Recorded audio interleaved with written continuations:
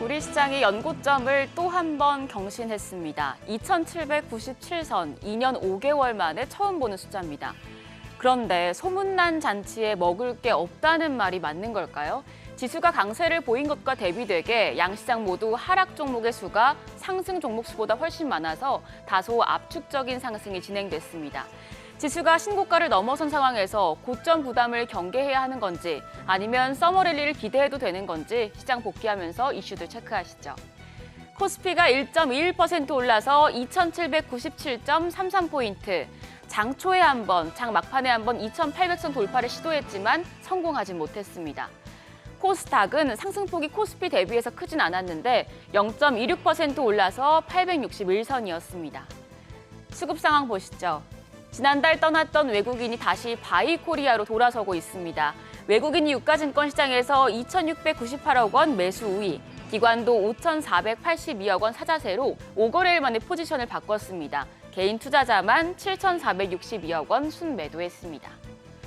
코스닥에서도 외국인의 매수세가 포착됐습니다. 외국인 1,045억 원 사자 포지션, 개인도 51억 원 순매수했고요. 기관 홀로 528억 원 물량을 내놨습니다.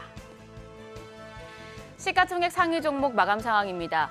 대형주 흐름이 좋았습니다. 유가증권 시장에선 신고가를 연일 경신했던 SK하이닉스만 쉬어갔고 나머지 상위 9개 종목들은 모두 상승부를 켰습니다.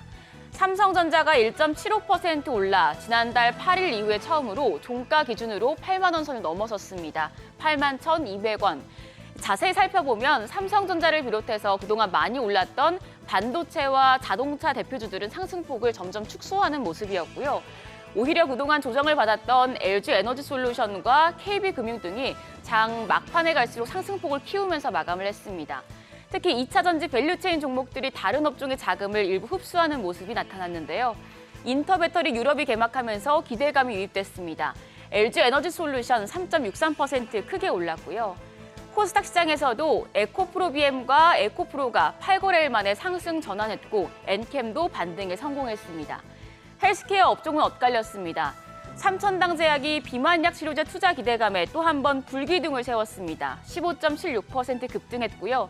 셀트리온 제약도 2.94% 올랐는데 알테오제는 6.76% 낙폭을 기록했습니다. 한편 클래시스가 6.76%, HPSP가 7% 넘는 상승세 시현했습니다. 환율이 70전 올라서 1,381원 80전에 거래를 마쳤는데요. 역외 환율을 보면 1,381원 70전으로 약보합 수준으로 오늘 외환시장은 보합권에서 출발할 가능성이 높겠습니다. 어제 방산주가 좋았죠. 폴란드와 루마니아 등 수출 기대감에 한화 에어로스페이스와 LIG 넥스원 등이 신고가를 경신했습니다.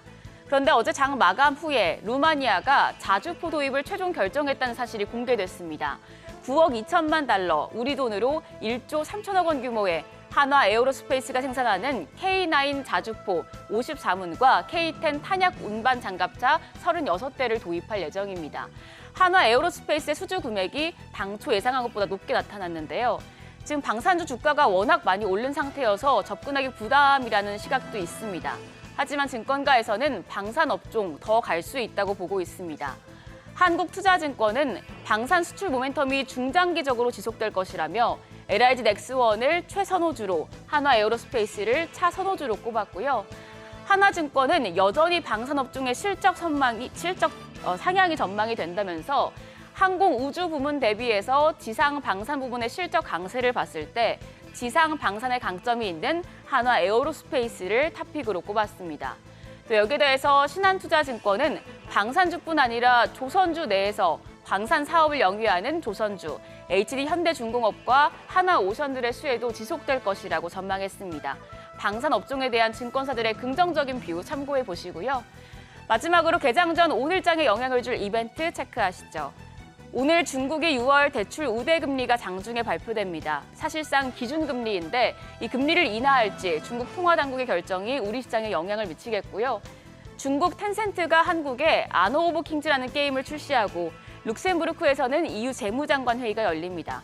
여기에 더해서 배터리 전시회인 인터배터리가 유럽에서 개최되고 있는데 여기서 나오는 소식들까지 체크해 보셔야겠습니다. 한편 어제 시간의 거래에서는 저출산과 DB그룹주가 강했습니다. 윤석열 대통령이 어제 인구 국가 비상사태를 선언하고 정부가 저출생 종합대책을 발표했는데요. 이 소식에 꿈비와 아가방 컴퍼니 등 관련주가 상승했습니다. 그리고 DB하이텍이 테슬라에 공급될 반도체 위탁 생산을 추진한다는 소식에 DB와 DB하이텍 모두 올랐습니다. 또 SK하이닉스의 파운드리 자회사죠. SK키파운드리가 올 하반기부터 테슬라 반도체를 생산한다는 소식도 전해진 바 있습니다. 이 소식들이 오늘장까지 영향을 줄지 지켜보시죠. 뉴욕 증시가 휴장한 상태에서 우리 시장 2,800선까지 딱 0.1% 남겨두고 있는데요.